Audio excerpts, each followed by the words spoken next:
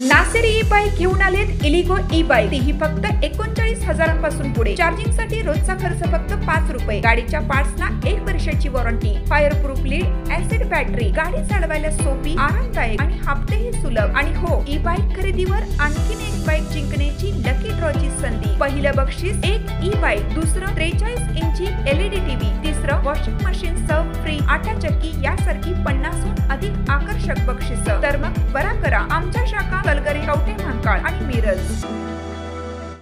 प्रत्येक बातमीतील घटनेच्या वास्तविकतेची तुलना थेट पाहत रहा चांगली अपडेट।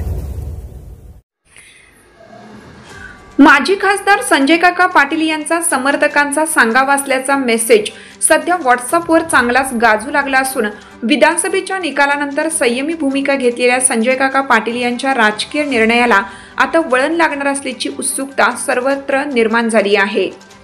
सांगली जिल्ह्याचे माजी खासदार संजय काका पाटील जिल्हा परिषद व पंचायत समिती निवडणुकीच्या पार्श्वभूमीवर पुन्हा एकदा ताकदीने कामाला लागले असून राजकीय वर्तुळात काही मोठ्या घडामोडी घडण्याची चर्चा रंगू लागली आहे। विधानसभेच्या निकालानंतर संयमी भूमिकेत पण सक्रिय दिसून आलेले संजय काका पाटील कोणता राजकीय धमाका करणार याकडे सर्वांचं लक्ष लागलं आहे। याच अनुषंगाने येत्या 27 सप्टेंबर रोजी दुपारी 3 वाजता तासगाव येथे भव्य कार्यकर्ता मेळाव्याचे आयोजन करण्यात आले आहे।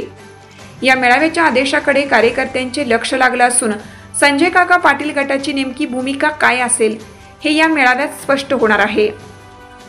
त्यामुळे पाटील यांचा सांगावा काय असणार याबाबतची उत्कंठा आता अधिकच वाढली आहे।